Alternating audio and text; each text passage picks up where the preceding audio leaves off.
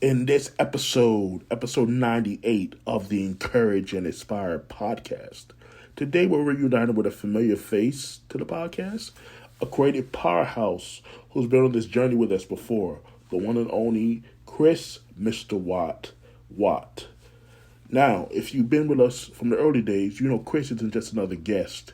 He's a storyteller, a visionary who understands that creativity isn't just about making something, it's about making something that matters.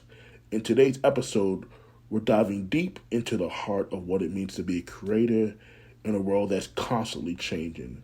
We're talking about purpose, passion, and how to stay authentic when everything around you is screaming for attention. Chris has been through the trenches. He's seen the industry shift, watched trends come and go, but he's remained committed to his craft. And today he's here to share those hard earned lessons that can transform not just your creative process, but your entire approach to life. Whether you're an artist, an entrepreneur, or someone just searching for your path, this conversation is going to light a fire inside you. So buckle up, get ready to be inspired, and let's dive in. Hope you guys enjoyed this episode.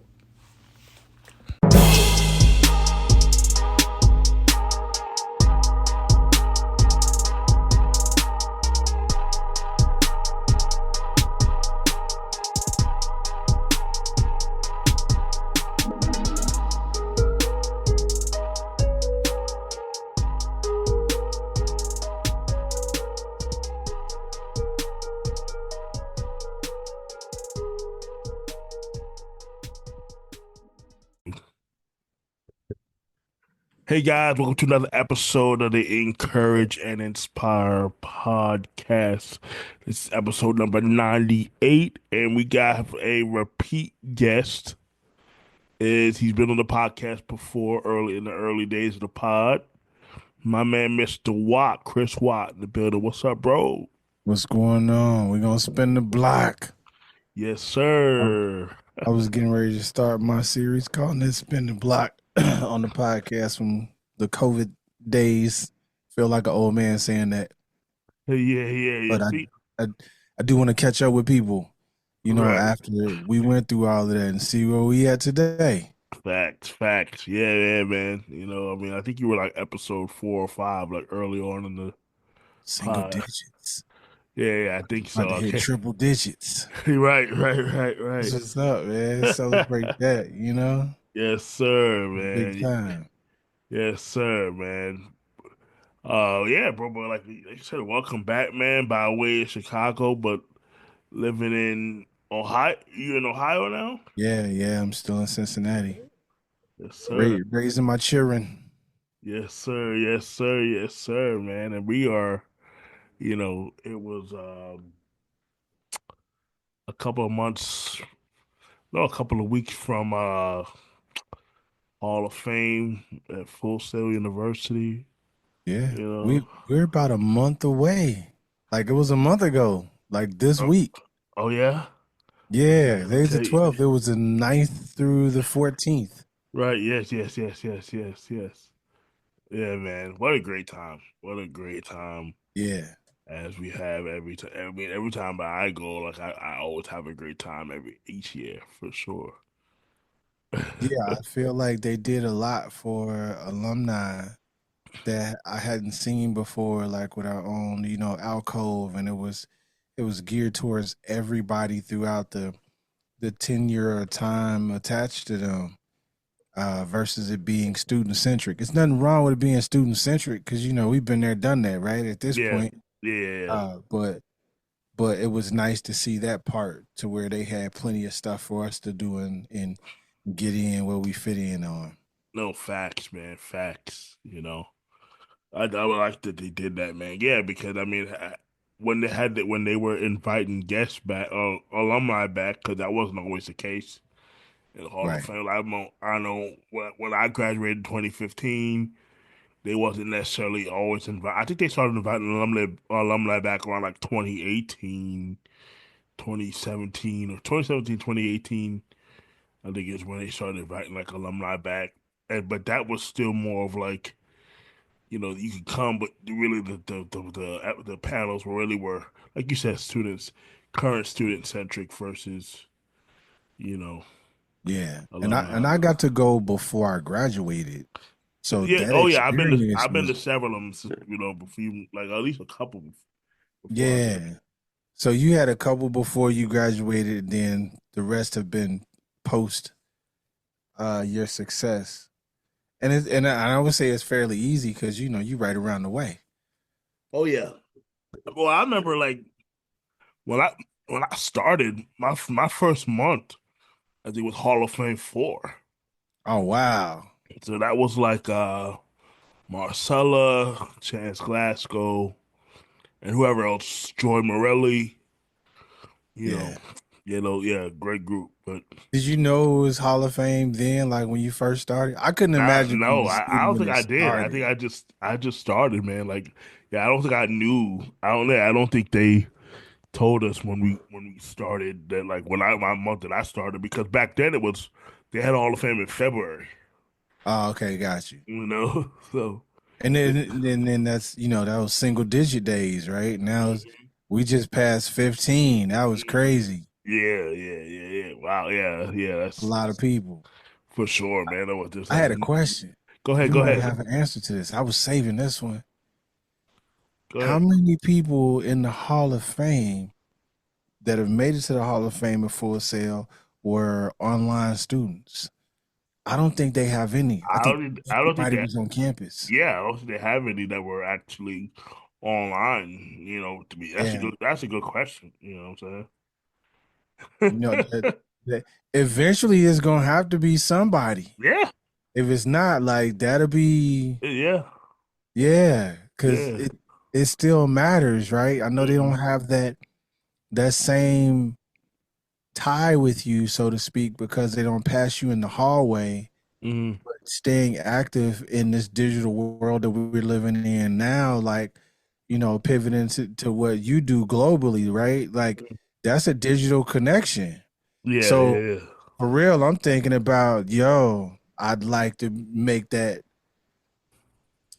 a thing No, no, for if sure, I can do for well sure. enough, just No, to no, show that program is successful as well. Because not a lot of online programs people turn out to have, these tremendous stories of success from. facts. But I think that they do a good job at facilitating what they can in that moment to help you at least stay motivated.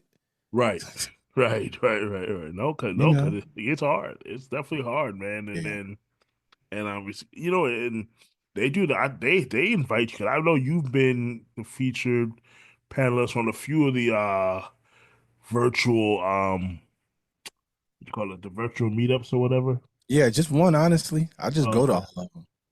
got Yeah, you, just got you. one. But the Midwest representing for for that. Cool, I go man. to all of them because that's we in the middle of nowhere. It's Right, difficult right, to get out and do some things and rub elbows and network with people when you're in the middle of nowhere. You know what I mean? right, right. Yeah, I mean, unfortunately, there aren't many. Probably where you're located, probably not many entertainment opportunities for Right. creative minds. You know. Hmm. And the opportunities that's there for the most part, they're already assigned, so to speak. Right. We don't gatekeep, whatever you want to call it, but they're kind of assigned. And you got to know somebody to get in, and they're still few and far between. It's not like, you know, when it's 10 degrees outside, ain't nobody shooting stuff here. Nah, We had a nah. winter that was like average every day was like 19 below for a long time. Bro, that just sounds horrible. That just sounds Yeah. absolutely Annoying. horrible. Yeah. It was Like cold. below, like So below. that automatically take you out the game for like 3 months, Hmm. out of the year versus it not being like that. I think there's a difference in it. But No, for sure. No, for sure. I think it is hard because they aren't shooting stuff when you have those type of weather. I don't call it restrictions, but I mean, Yeah, not for I, long if they yeah, are, you know. right, Alley right. cats and penguins outside. It's- Outside of that, it's like you're not staying out there too long. They closed school down for, quite a while. It was like 2 weeks basically where they didn't want nobody outside because of how dangerously cold and icy it was. wow, wow. Yes, man. So so talk to me about kind of what some of the projects that you been working on. I know you've composed for different platforms like NBC, Amazon. So talk to me about some of the stuff you're doing. That stuff, a lot of that was more past. I'm Okay. working on some content for two more networks now that are regular cable networks. Pitching, right? I'm not saying all this is guaranteed. We're pitching, but Mm-hmm. we at least have the opportunity. Myself and a couple other grads have an opportunity on the table that will give us some more of those credits and whatnot. But for the most part, since we hit the block the first time on these podcasts, I'm teaching full time now. Oh, So between for, for sure. Yeah. college, yeah, Yeah, I'm at talk to me about that. I'm the music program director for the YMCA here in Cincinnati. Mhm. They bought a company, absorbed, saved, powered, however you want to say it, a small company that I was volunteering at, and now I'm the program director there. That the Y was pulling away from being just a swimming gym and getting more active in different content, like in a creative space. So they picked us up, Nice. them up, and then picked me up along the way. I designed a curriculum for several different classes and courses. Some of my contemporaries and my coworkers design classes and programs to keep kids active, and we're actively working every day to make them the best version of art that they can do. We just coach basically through it, right? It's like I don't want to have to feed you ideas. I want you to come up with the ideas, and I expose you to the things that are viable in the market. So if you're a senior in high school, we came up saying that old phrase, man, if I would have had that when I was 15, if Yeah, I'd have had yeah, that when I was, now we became the people that facilitate that. So we got a group of young people all the way up through, college that don't have to say if I had that. Now they right, have it. right. It's small scale, but we'll grow as time goes on and affect more people and keep the industries running for creative people that come in. I noticed that a lot of young people end up going to college for the arts and they don't really understand what type of work it takes to get there. And in that 4 year time, they don't gain a lot of experience along the way Mm-hmm. because the foundation wasn't there. So they spent the first 2 years just learning the foundational part of it, right? Mm-hmm. So we want to be that buffer in between. When you're in high school, I want you to get out of high school with a portfolio, not just a resume, but a portfolio of content that you made that you can pitch out and move on from there, whether you want to go to college or you want to start your own thing. So nice.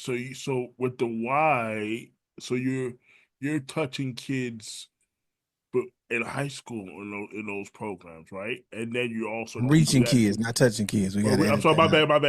that out. Reaching kids, Yeah, reaching from seventh grade all the way up to 12. right, 12th grade is the ones that we work with.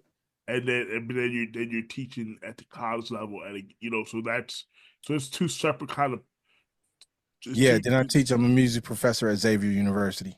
okay, yeah, but that's awesome, man. How's it like? Are you so you're definitely enjoying kind of being like more like I say corporate education space? Because I don't think you probably saw yourself in this space for like probably when we first met. Nah, not in the classroom. I didn't see myself in the classroom like that. But we have so a big part of what we're able to do, which makes our program really different, is that we actually teach in music studios. Oh, very nice. The only time we're in the classroom is when we're actively at a school with laptops and headphones and MIDI keyboards showing them something in the school. Our classes are studios. Oh, So they that's get to really cool. learn in that environment of getting your hands on it right then and there, Oh, and that's really we do a cool. lot of music lessons. If you want to learn instruments, you can come and learn instruments, vocal lessons, rap coaching, and the whole nine. Nice. And so, so are they learning kind of the business side of how to monetize the art? Is there an element of Yeah, that? Is there an element of that too? we touch on that. We glance at it, so to speak, because a lot of them are not 18. Got you. So the ones that are 17 going on 18 or 18 and up, those are the ones I say go get you a pro. It's the first thing you need to do. Mm-hmm. Just go sign up for a PRO, and Mm-hmm.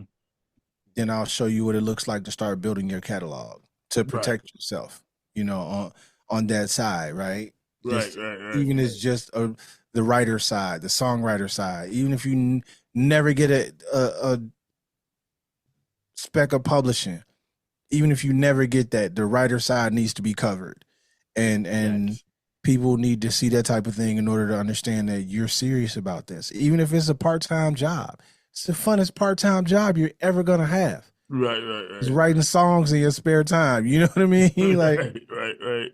I love it, yeah, man. No, I think it's so important for them to at least know the basics at that level of how to protect themselves and ultimately learn the beginning foundations of how to monetize their art, mhm. their creativity for sure, man. For sure. You know, definitely, man, definitely. So so look, man, take me kind of into your creative process, and we might have touched this on the last episode, but that was such a long time ago compared to now. Like, Yeah, so, so a talk lot. about AI didn't exist yeah, yeah, the no, last time that we talked. Not right, like this, right? right, right, So right. that, as well as other entities like TrackLib and these sample heavy, loop heavy, companies, a lot of these organizations didn't exist the last time we talked. Yeah, So yeah. now that they're tools, there are more Mm-hmm. tools in the toolbox than ever. And I'm utilizing that information along with relationships. And that's been a big part, is like relationships with people that like your work and Yeah, and are willing to work with you to help their vision come to life. That that even goes into, being a teacher, right? It's not just about, it's still achieving a goal, a common goal with other people. right, I think that touches on what you do, like you said. Like, I'm not coming in trying to change nothing that you're doing. I'm adding on to what you're doing. right, And then right, we take this walk together. right, And then wherever we got to get off at any point in time, that what that's what happens. right, So yeah, that my creative process is still trying to create the best experience for the consumer or the client that they want, that they think they want. And that process hasn't changed. The tools have changed quite a bit. I think a lot of the tools have changed, but the process is still, rinse and repeat, work it right. out. No, for sure, man. I think AI has definitely uh forced you to kind of look at the game in a different way now, you know, and embrace what's not going to go anywhere. But it just has to be something you kind of know exists and be able to make it work to your advantage, instead of being Right. being a disadvantage. I feel like. It can do the things, the mundane things that you don't necessarily need to do, that would take you a couple hours to work out. It can help you get started on a more linear path to getting some things done. And I've explored it for that. Not anything creative. I haven't done anything creative AI, and that's just the purest in me doing that. But the business part of it, the legwork, some of the registrations and copyrights, and I want to Mm-hmm. know what those forms look like and what to highlight, and they can break those things down for me. So as I'm moving through new spaces, I think it's become a small glimpse into taking that word that load off your shoulders, so to speak, in some of those aspects. No, for sure, man. Like, because I think a lot of in the creative space, especially, there is like a time where you do have to kind of do the mundane, like admin type of work that's required versus the fun stuff, right? So it's about segmenting your time accordingly and taking care of those admin type things that you kind of have to do to monetize whatever it is you're doing. So, I think that's something that's people need to, and producers and creative people need to understand. And, look, because some creative people, they don't do well with any business stuff. They don't like to sell. They don't like to do Right. anything. That's just something that they never get used to, but it's so important in my opinion. You know. Very true. It's absolutely important because you're dotting your T's and crossing your I's, and making sure that those things are done in the right order to make sure that when your bank account needs it, that it's there and Mhm. it's not anything holding that up, because life doesn't stop for you. So utilizing tools that can help you be more efficient in that is I see both sides of the coin, Right. right? At this point, I see a lot of the young people that I work with just mastering this stuff and having more free time. And at the same time, it doesn't allow them to work their brain as much because they default to an instant gratification of getting something done. The Right. work is still getting done, but the intrinsic part of it that they don't that you get from fulfilling things working on your own, they don't necessarily get. But at the same time, I don't think a lot of them care to. I really don't.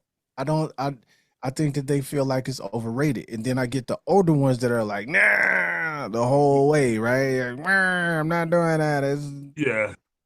That Oh, just because you reject it and you don't acknowledge it doesn't mean it's not happening. right. Right. Doesn't make it go away. Right. And if nothing else, you got to watch game film. You got to study your competition, because at the Mhm. end of the day, if you're not using it as a tool, it's competition. Yeah. Yeah. I mean, there's people that are using AI as a major piece of the creative process for them, and it's like, and they're finding a way to, because I think the problem is the problem that comes into play is like the IP portion of it, like creating like ideas and how to protect those ideas and what and who gets paid because of something that's AI generated. I mean, I think that's the biggest dilemma with what goes on in the AI space in terms of the Yeah. create. Who owns it? Yeah, versus, but I know there's a lot of artists. Like I was having a conversation earlier today. They were saying like a guy like Ty Dolla Sign, he actually licenses excuse me, his his voice to these different AI platforms that allow him to then, to allow him to get work done a lot easier, because he's embraced it completely. So, Yeah. Yeah. And hey, if it works for him and it's lucrative for him, being the fact that he does have a following well beyond what most people have, right, being a featured artist more than most other people have, I think he does have some grace in that. And the only thing that that's going to do for him is honestly is boost his reach to markets that he hasn't hit already. facts, facts. I love AI. Like obviously in my space and being, I like to use ChatGPT because it helps me to with making agreements and contracts and different things like that. So I mean, I've embraced it. I think it's a good thing. Makes the workflow a lot easier for sure. You know. And I tell people all the time, AI is only as good as what you tell it to do. You know what I'm saying? Like, Yeah. it's still only it still has limitations. It's still OpenAI still has a lot of limitations versus you know, And I that's think going to change. It's just yeah. it hasn't it hasn't been. I do believe that there are people out there that are on the forefront of it Hmm. that do have the more advanced versions, like the beta testers, right?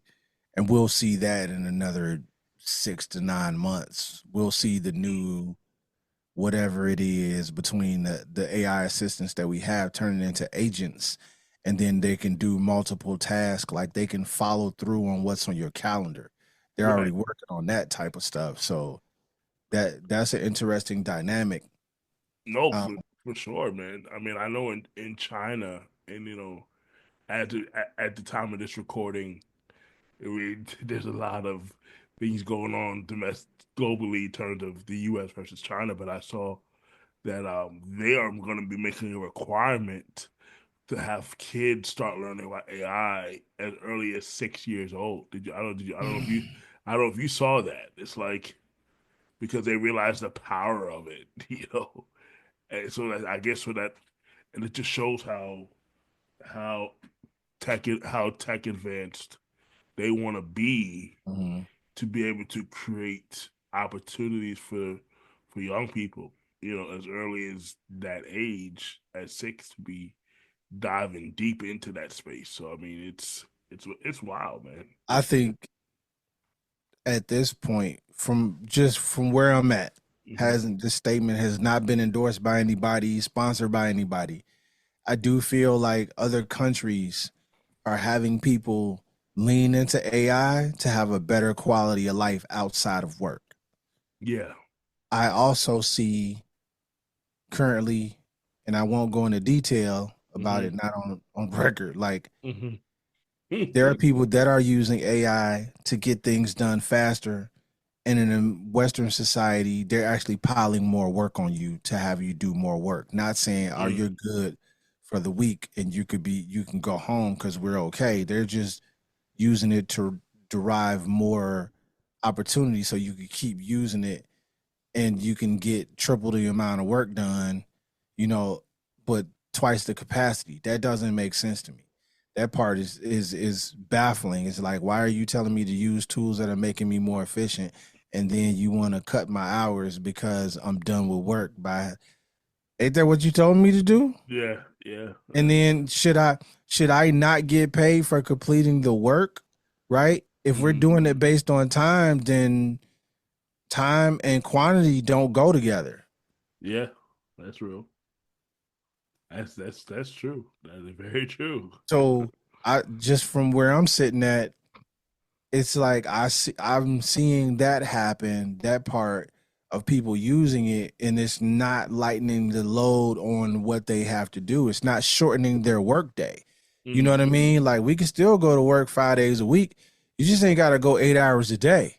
Yeah. You can go 5 hours a day. Hmm. And if you're still getting if you're still being productive to the point to where the company is viable in the market. I can't even say thriving because we don't know what that looks like anymore. Right. But as long as they're competitive in the market, you should be able to work a 5 hour work day and go home for the rest of the day, I agree. 5 days a week. If I you got the tools to do the job, I agree. Yeah. Yeah. you Yeah. know And I what think. what did roofing used to be like that before the nailers, before the nail guns, right? When you had to hold it with the hammer. Mhm. Like it took how long would it take them to put a roof up? Now they're doing roofs in what, 2 days now? Yeah. Because I they mean, got the tools to do it. yeah. You got the tool of the technology. I mean, it's. Yeah. I think that stuff is definitely going to be in the future as we go. I mean, it's crazy. We're in 2020. There was a time in the world people thought the year 2025 was so far out there. And now we're here in 2025, and this is what the world looks like in 2025. So can you imagine what the world's going to look like in another 10, 15 years? Like when your kids are, you know, what building their own lives in a totally different world than you even know. You know what I'm saying? That's part that's a little scary, I think. You know. I think it's I think it's more than a little scary. Mm, However, the unknown has always been the unknown.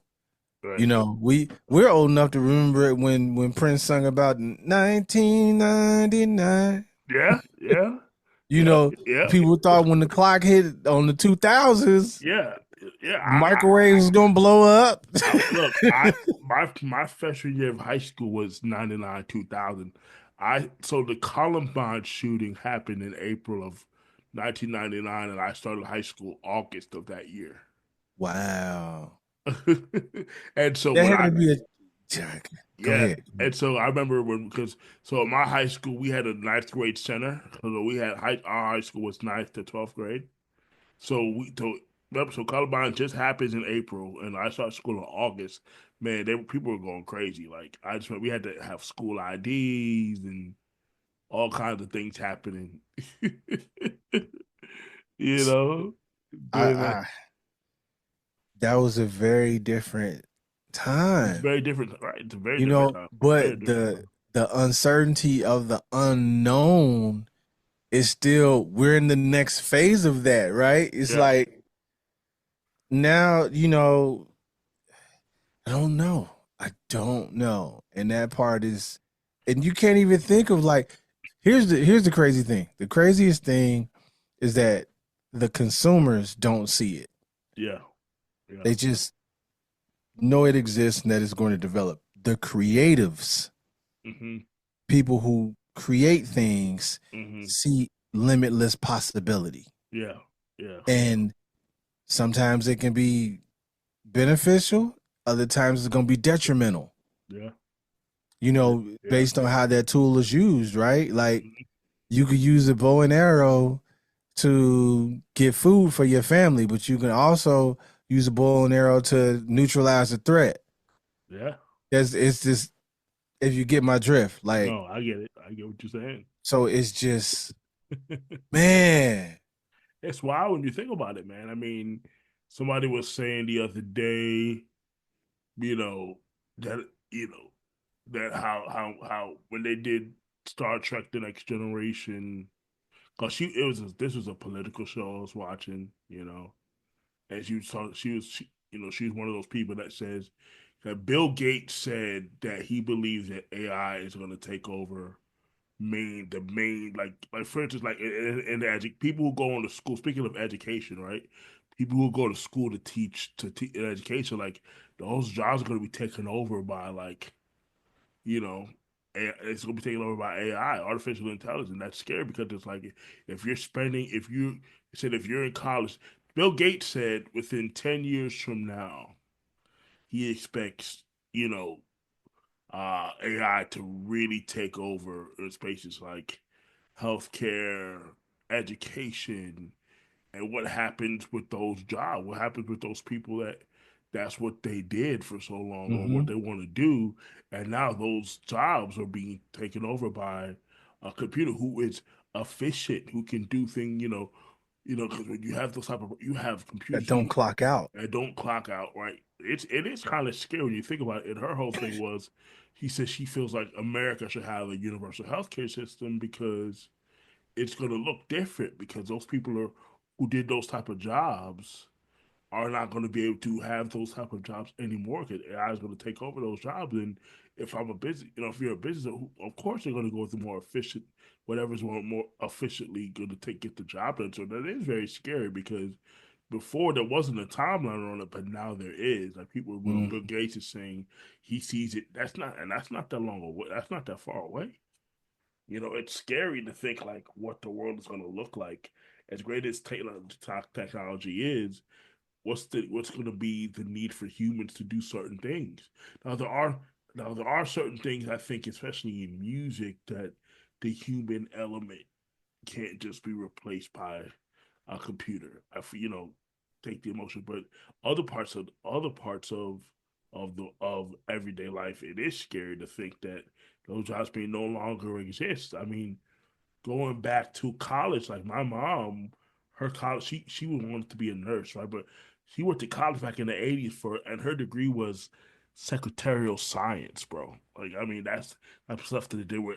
She was going to college to become a secretary, back then. She ended up going into the construction space for a while, and then life happened, and she unfortunately went to prison for a long time, for quite a bit. She's out now, and now she's near retirement age, and she's working. Like, thankfully, she's able to work in a call center. But to think about like the type of opportunities that may or may not be here in 10 years from now, Oh yeah. what I'm saying? That is really, really scary to think about because I how is was a that? part of the manufacturing industry when automation started to take over.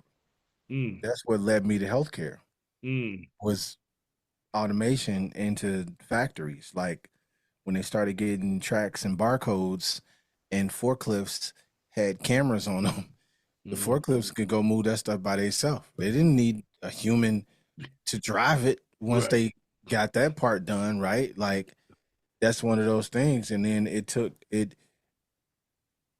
5 people to do a job of what 2 robots were hired to do. And that's 5 people, that's 5 people in total per 3 shifts a day, six Mm, days a week. So mm, you needed that many people to be in this one position to, stamp something and then turn it and then paint it. Stamp, turn, paint. Stamp, just as an example. And hmm. now you got a robot that's doing, you know, Yeah. 10 times as many and it doesn't need time off. It's Right. there on the weekends. It Yeah. doesn't go to the bathroom. It And it doesn't get a and it, 30-minute lunch. and it's scary because we don't think about those things, and even how that could to affect the things what Full Sail's going to teach, and Yeah. it's scary because for a long time we didn't have to think about these things, but it is here, and it's only going to Mhm. get these robots are going to become more and more efficient and more accurate than that they're already doing, and it's going to eliminate a lot of jobs. I think we don't want to see the redundancy in patterns and what makes us similar Hmm. as humans, right? Yeah. And they do. So we want to think that we're all different. Like, no, you're not so different because you got 2 hands, and which hand you eat, you put a fork in the Hmm. other hand, you put the knife in to cut food up, right? Hmm. You only got 2 options. And what's scary, bro? And what's scary? You think about it, right? Like what happens when they can in health back to healthcare, where they can get a robot to do a surgery efficiently, Oh yeah. and it's like I mean, you're gonna have robots start doing these surgeries and these major operations. You know what I'm And, saying? and and they've been filming it for years. Hmm. So think about the what do they call that training Hmm. that they've been feeding these systems. If you've seen a video of every laparoscopic surgery that's been done since 1985 and that's a part of a database, you're making smarter decisions because you're not a doctor that did though every last one of those. The doctor that did every last one of those, he's going to have enough experience to see the commonality in them and be more efficient at it. But Hmm. when you get a robot to give you everyone from around the world Yeah, and to make adjustments on the fly for that, and man, that is going to be very, very scary, very, very expensive. expensive, expensive. Yeah, man. No, but that is, I mean, that is really interesting because when I was watching this episode for this particular woman, who goes heavy on the politics, and I don't really try to get political on this podcast because everything is so divided in this country right now. Look, I did vote Republican for the first time. I don't, and don't think I would ever probably ever vote Democrat ever again. But I won't, I won't go too deep into, just me personally. I just think that, you know, I just think it's wild. So this particular lady I was watching, I've been watching her show on YouTube for a while because there's a lot. You see, there's a lot of these independent podcasters now that you kind of have Yeah. to pay attention to because unfortunately, bro, the mainstream media, you Has can't an really agenda. you can't trust them anymore, man. You can't trust anything the mainstream media is saying. So you kind of have no choice but to listen to some of these. Look, I'm all about, look, just call it straight, call it fair, call it straight on both sides. That's why I respect people like a Megan Kelly, because and the new media is they tell you they're biased. They're like, yeah, I'm leaning a certain way, but at least their listeners know that. The problem they have is when you try to pretend like you don't have an agenda, you don't have a bias in the room, when you want to try to pretend like you're keeping it neutral, and like, it's clear that that some of these mainstream media, but they lean very left. And I don't have a problem with that either way. Hmm.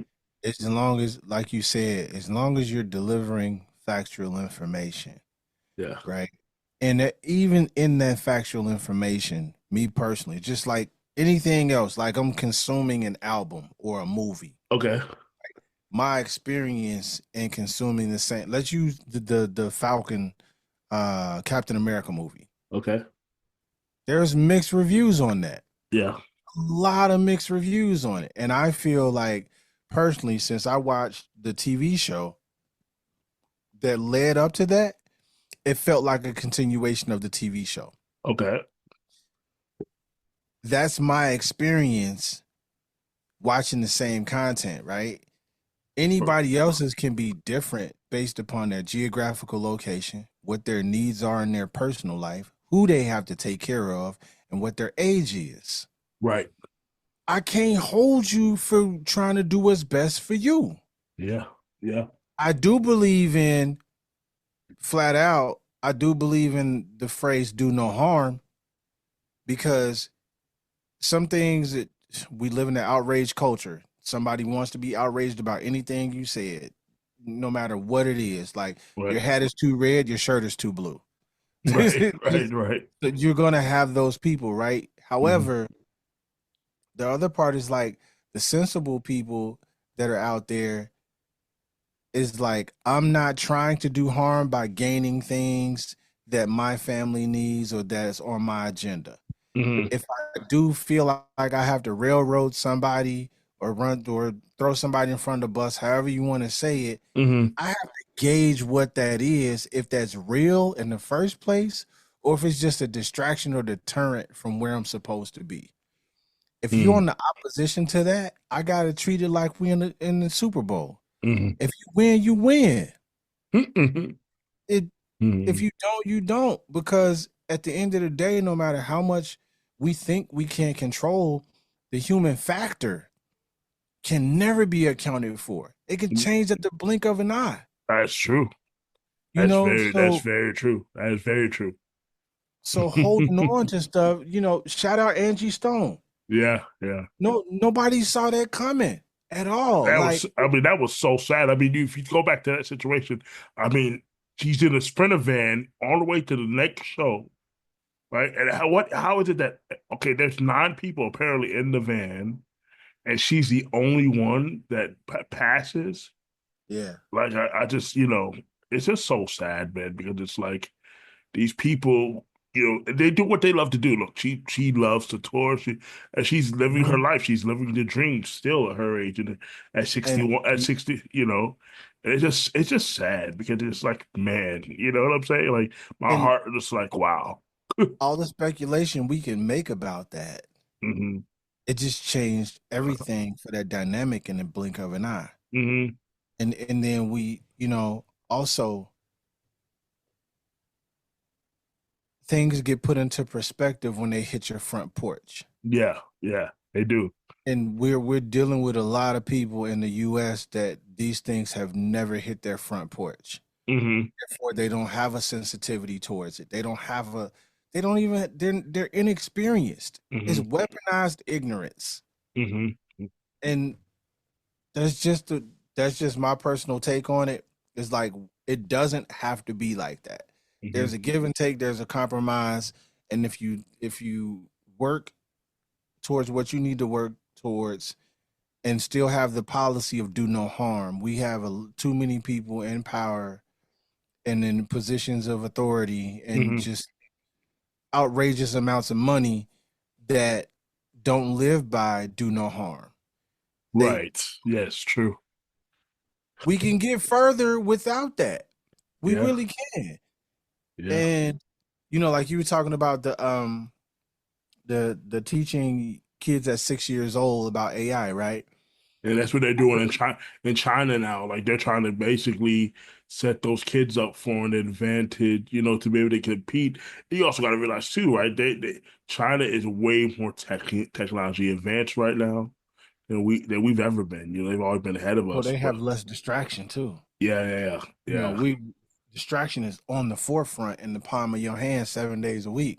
Oh My, yeah. my point in saying they're doing that is like another thing I heard that Florida is trying to do Hmm. is let kids get a work permit at 14 and be That, able to work second or third shift on a school night. no, that's not good. That's not That good. shouldn't even be on the table. That's not. That's being done in a red state. I didn't even hear In about that in a red Florida. state. Yep, and I Florida is trying I, to get I is trying to gotta lower the working age. I gotta look into that because I'm surprised that there's people that actually want that to happen. You know, you know. It struck me as weird. Like, why you want kids to work at 14? Yeah, and what are they Is gonna what are they gonna do with that age except work at back in the day, lemonade stand paper route was like exactly a casual thing that you chose to do, not like I'm about for to go, for you for, know, for a little bit of pocket change. Really, they were like at that yeah, age. I mean, you it's you for don't your have. summer money. You don't have any, yeah, you ain't paying bills with that. You know what I'm saying? And any parent who's asking their kid for that type of money at 14 I think I have a problem. I'm not a parent, but I'm just like, if you asking your 14-year-old who at that age should just be worried about you know, kid stuff. If they're into, you know, certain things, if it's like certain, if you sort of like girls or boys, whatever you say, oh, he's cute, or you might want to get a fresh pair of sneakers, but if you having to worry about paying bill money at that age to work second and third shift, to me, that's ridiculous. You know what I'm saying? So I just used our friend AI, right? To Right. ask. It's 14 now. However, there are exceptions to the rules, such as minors working in their non-parents hazardous businesses, those delivering newspapers allowed at the age 10. So you can get a paper route at the age of 10, and you can get a tax ID at the age of 10. Those working in the entertainment industry, there are other restrictions on the hours and days that minors can work, especially when school is in session. Hmm. That's the thing that they're saying. Okay. Well, I know, I mean, being in the art industry, right? You know, and it's funny because we were just having this conversation earlier today and this one guy was saying, his name is PA, he actually works at Full Sail, but he was saying that he thinks that he's not a big fan of kids at a certain age even being in the entertainment business because it's such a grown-up industry, even at that age. I mean, Yeah. Jaleel White talked about it. It's like, look, he got to a certain level where he's making more. His dad was a dentist, I think, in California, and Family Man was only supposed to be a couple episode gig, I think. That wasn't necessarily supposed to turn into. He wasn't turned into what it ended up turning into, but Phenomenon. right, but it's like Yeah. you then become a lot of those child they become the breadwinners of their families at 12 and 13 years old. They're making the most money. So that Hmm. you live in a warped reality. And he said, I heard him say, well, thankfully his parents really kept him grounded at that age. No, you're gonna come home. Look, you might be a celebrity outside of here, but you come home at that age, you gonna still Right. wash the dishes, take out the Right. trash, that type of deal. They try to keep some sense of normalcy in his life. I'm sure he's thankful for it now because I mean, Right. you know, yeah, that Because was the ones that didn't, you end up like And you know. we see it all the time, and we see these child actors and entertainers, and I mean, and I'm not necessarily against being young in the business, but you just have to have you got to be very wise and in making sure that your kid is doing things the right way. I mean, shout out to Jason Weaver. He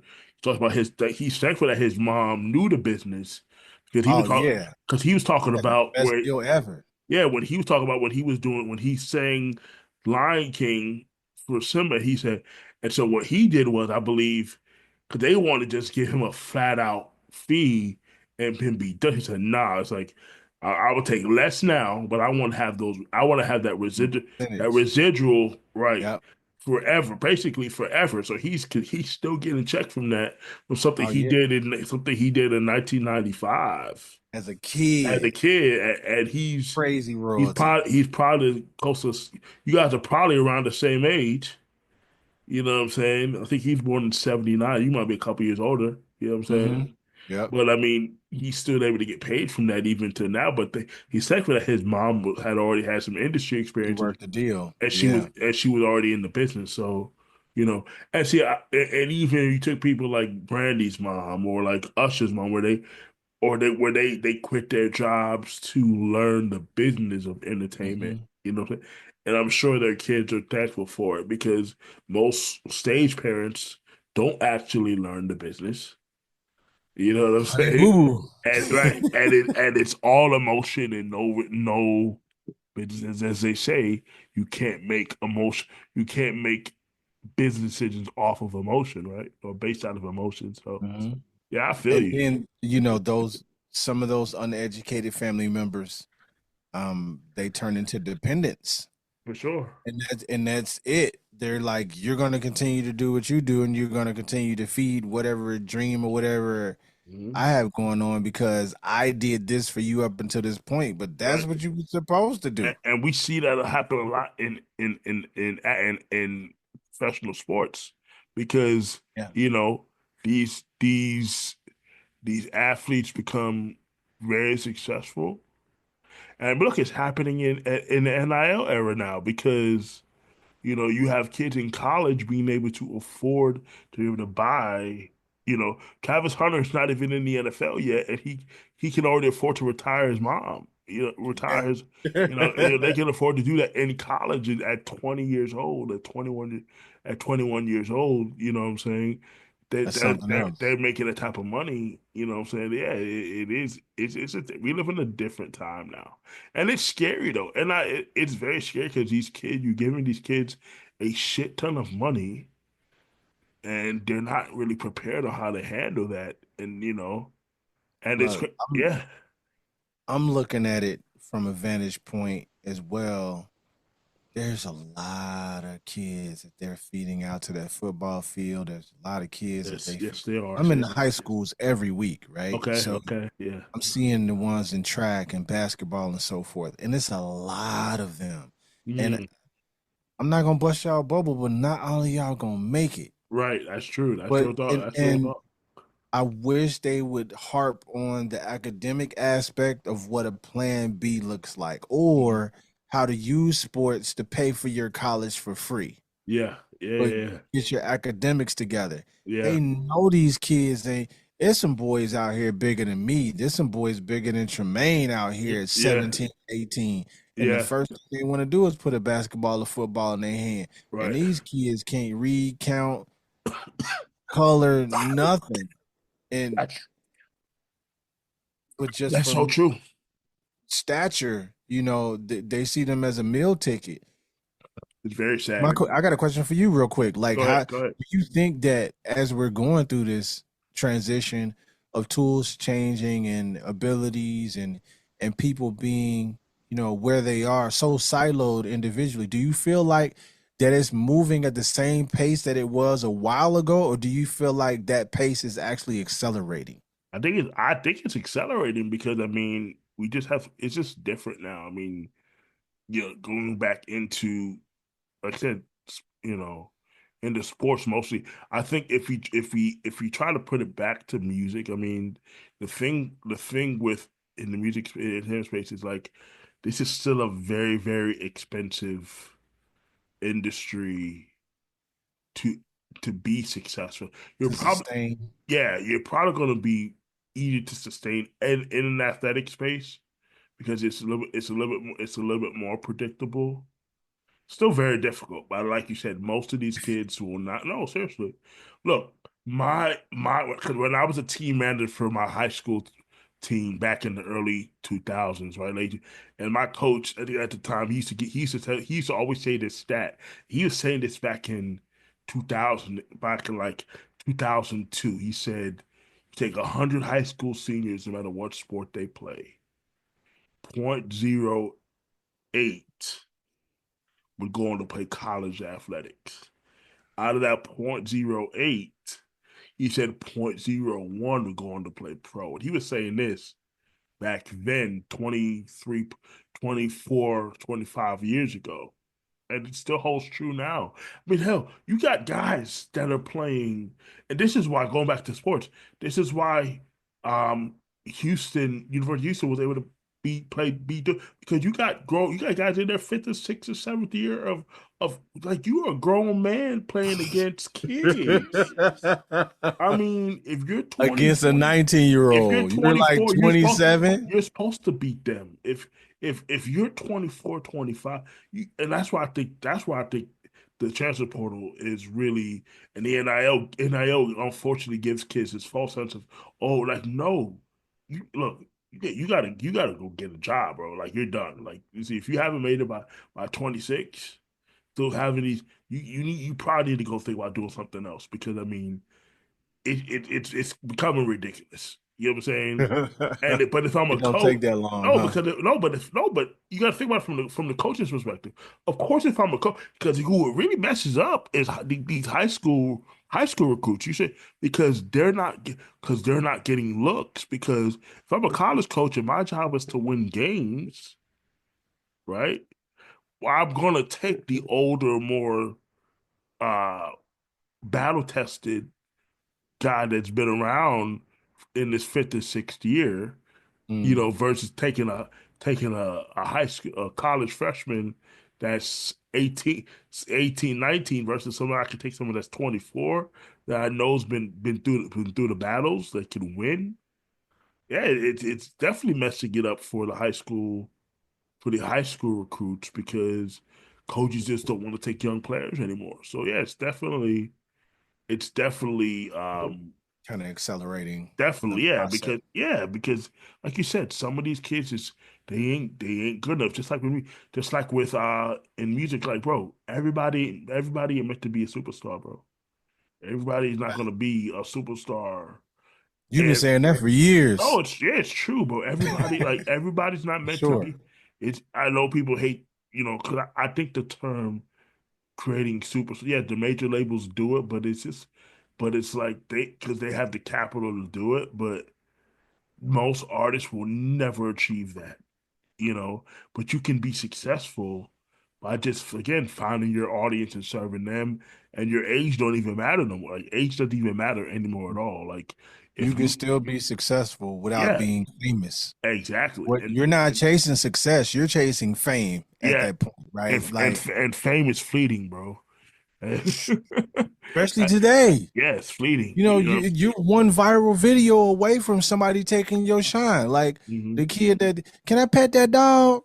Yeah, Or yeah, yeah. hide your kids, hide your wife. It didn't matter what else was going on in the world. Hmm. Those things dominate. Look at Not Like Us. Yeah. It dom you didn't I'm not putting no new music out. They're Mm. not done playing that song yet. Right, right, right, right. No, that's real And talk. then he came back to back with another one. That was like, it didn't matter what you did at that point in time. The culture of the Hmm. world Hmm.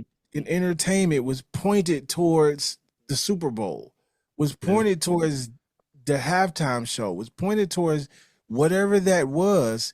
Hmm. I don't care what genre I'm in. I'm not paying attention. I'm not dropping anything until that cools down. Right, right. That's real. That's real, man. I think it's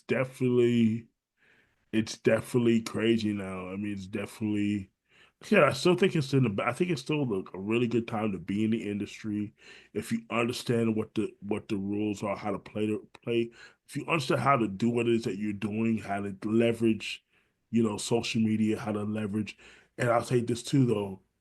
I think people want to hear real records again, bro. I think real records are Yeah. people wanted to hear because Shout out Dochi. yeah, because right, she proved that people want to hear because in the era, look, I call it pussy rap. You know what I'm saying? I call it no, that's what I call it. It's what it is. You have Ruby Rose. What else do you have? Lotto, Cardi B, Flo Milli. Flo, and Flo Milli can actually rap. You know what I'm saying? But again, this is the era of girls who are former strippers or want to be whatever, want to try to rap. Because, unfortunately, bro, music has become a hustle now, dog. It's no, it's Mm. Chris. You from an era where this shit was a craft.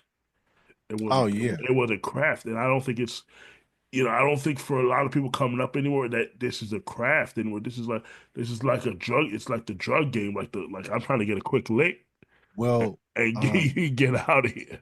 Ninth Wonder touched on this not too long ago. He Yeah. says the difference between them and us was that they don't want careers at this anymore. No.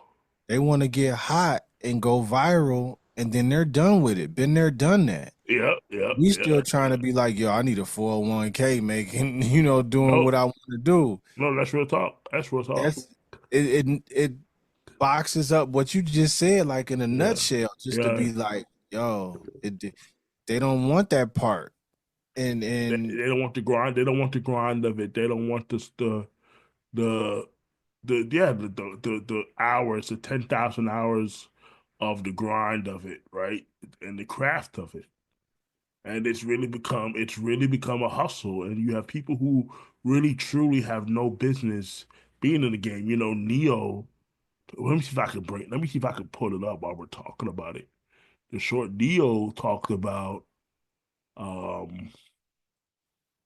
where like when he was coming up in the game, like this was the music was a uh it was a very unique club to be in. yeah, it was elite. It was Uh, you I remember vividly, like you had to have these machines. You had to have an 808, you had to have mhm. an MPC, you had to have, a tabletop recorder, you had to have a you now you got your phone in your pocket, and your Yeah, phone is doing band lab yeah, and garage band and so forth, and they can get things done.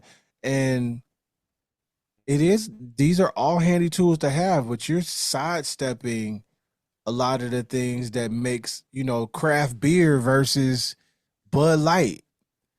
The hey, time that it takes to do that, to make a great batch of something, a IPA that's really unique to your region and so forth, versus a Bud Light. Like they exactly. want to Look, drink Bud Light. I found it. He says it. I'll play it right here. He said, Okay. Make some noise for Neo! actually, Danny, it's a full. I want the That's the short. full one.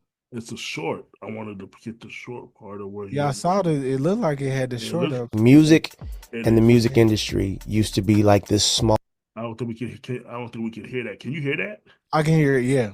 Yeah, okay, we can hear. We'll just play it for the audio. But yeah, elite club where you had to be good at what you did in order to be in this club. Like you couldn't get in here if you didn't know how to sing on key. Couldn't get in here if you didn't know how to really play an instrument. Couldn't get in here if you really didn't know how to mix records together. Yeah. Now you push a button and anybody can do it. So the club is not elite anymore. Anybody can come in now. Like, yeah. And that cheapens the value of it. You know what I mean? It's like I spent years in blood, sweat, and tears learning how to sing on key and dance at the same time. Yeah. Whereas nowadays, it don't even matter. They put autotune on your microphone at your show. Yeah. There's autotune on the microphone. Like, come on, man. Music. yeah, that is so true, man. I mean, that's so I said it's become a hustle. It's not. It's no longer a craft. We were having this conversation earlier at an event that I was at, and we're talking about the whole artist development, and people think that artist development is dead. I don't think it's necessarily dead. I just think that young people just don't want to go through the process of artist development like the way Troy Taylor does it, where like it's real artist development, like because Yeah. you know what I'm saying? Because that takes in the sense of how we remember it being done, that's like a 2 year process minimum, bro, of like Yeah. going through it, Minimum. going through like they used to teach media training and dancing and being able to, you know, hit certain steps. And there used to be a time where an artist would get signed to a label and you wouldn't see that artist for 2 years, before. And not only they had been developed for two, like Chris Brown, he'd been developed for 2 years before we ever heard of Chris Yeah. Brown. You Yep. know, he's one of Sharpening their sword. Yeah. yeah, he's one of the few that had came through the old industry, the old space, which is why to Hmm. me he's an icon. He's not just Chris Brown is he's an icon. He's literally Hmm. one of the best to ever do it. An I mean, icon. you got, every generation has an icon of some sort. Hmm. Longevity, superstar. The difference between the superstar and an icon is that icon has longevity at being a superstar, Facts. I think and that's a great way to he's put it. he's been around for a very long time at a very high level. And he's kind of the And bridge between the old industry and what we see now, right? Him being a I millennial. I hope he's teaching that, Yeah, the value of that. Like if you can see him, you should see the value in that, and right. not just feel like, oh well, as long as I blow up on TikTok, I'm good. As long as I blow up on Instagram, I'm good. That's not necessarily the way to longevity, because like I said, you one viral video away from being irrelevant again. Exactly. And And you think about it, bro. Think about the pandemic. All those artists that got quote unquote signed during the pandemic. Chris, where are those artists now? They're gone. They're no longer there because their goal was never to be artists. They're influ. They made content, right? Okay, I would like to say this, right? You have content creators who are simply that, content creators, Mhm, versus you have artists who have to focus on content as part of their strategy mhm, to build.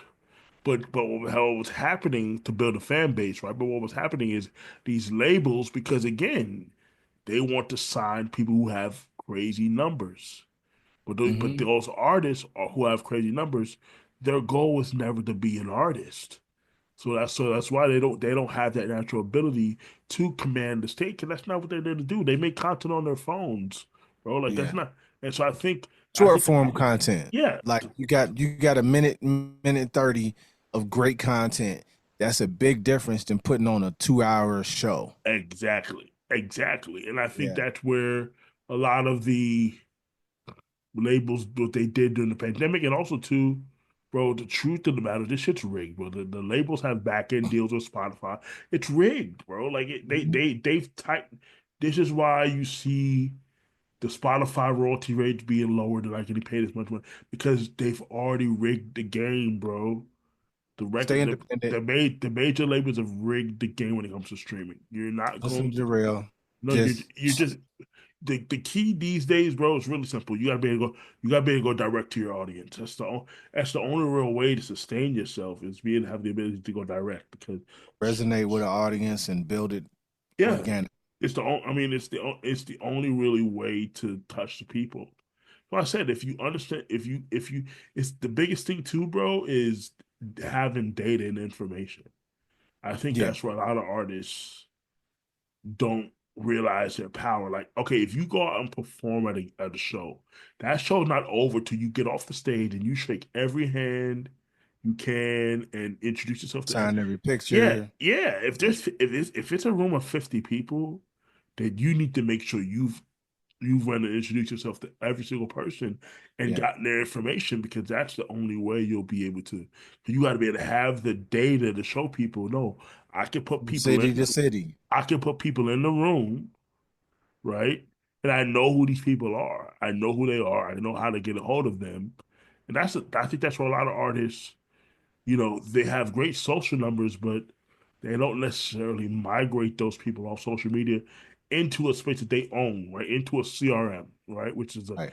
customer relationship manager, right? There's a bunch of different ones out there, but if you're an artist, you just got to find the one that you enjoy working using. But it's just really data and information. I think that the artists who are successfully doing it well successfully, they understand the power of that and knowing who they're and being able to leverage their audience and Yeah. creating opportunities for themselves. You know, Facts. even as a producer, right? Like how producers can make a living out producer pack. I talk about as like unknown. You don't. I'm not talking about you being super massively a big. It's like, but you can make a living doing producer packs and all these different things that Chris that you create. The Mr. Watt pack. You can literally create a Mr. Watt pack, which I don't know you probably already done this or think about doing this already. Hmm.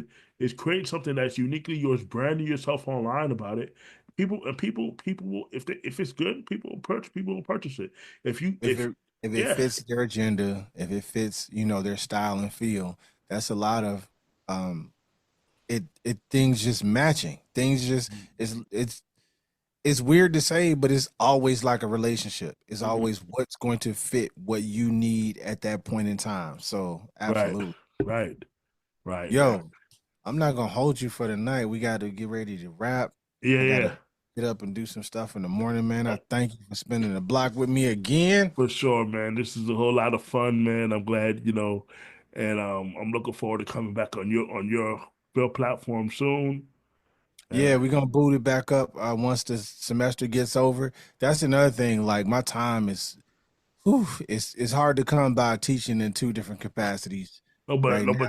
but you're doing the things you love to. But I love it that you're doing the things you love to do, and I think you get a chance to be around creativity pretty much all day, every day. I mean, so not much else. I'm sure Yeah, you could. I'm I'm not sure much else you thankful. could ask for. You know what I'm saying? Yeah, I'm Well, thankful. and being able to I do take want care. to get back to the pod, but I'm thankful to be able to do, Yeah, to provide for my family definitely doing doing what you love to do. right, Then, right. like you said earlier, you're not in LA. You're not in the traditional creative spaces that you would normally be. You find a way to work it out where you can be in the space you're in and still be around and do the. Like I said, that's why I said success sometimes looks. You didn't see yourself doing this 4 or 5 years ago, No, and to see where things have taken you to, just a testament of you doing the things, doing what you're supposed to be doing, and letting the universe work it out. Whatever you yep. believe in, give you these opportunities. And I believe when you're walking in your purpose, that's what the whole Encourage and Inspire brand is all about. When you're walking into your purpose, man, in your purpose, no matter how hard life gets, it will always work out for the better because you're doing the things you love to do. I truly Hmm. believe that. Truly believe that. Guys, well, look, this has been another great episode of the Encourage Inspire podcast. My man, Mr. Watt, has come back and blessed us, man, and this will not be the last time we will be bringing him back again because, we can go for hours and hours, just have a good conversation. But until next time, I'm out here. Oh, before we let you go, how can they find you? How can they connect to you? You know, VisionHouseStudios.com is the website. VisionHouseStudios.com is where you can find all of my content, and it'll lead you to the socials and all of that. I'm the real Mr. Watt at all the socials out there because I have to do that. And yeah, that's it. cool guys. Well, I just want to make sure he can do that, man. Until next time, I'm out here. It's Durell Peart. Peace. Peace.